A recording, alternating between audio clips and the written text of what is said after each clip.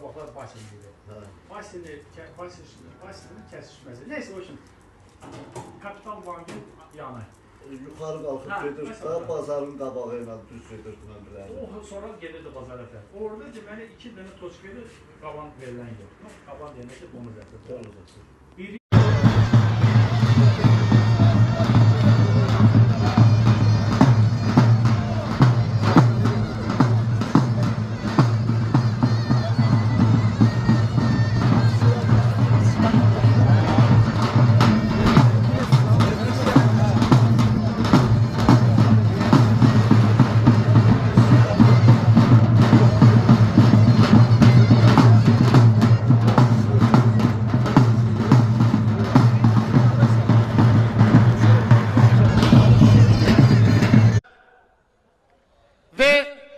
Azerbaycan'dan Orujol Kayyam yönetecektir.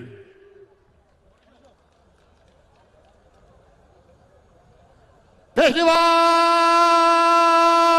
pehlivan.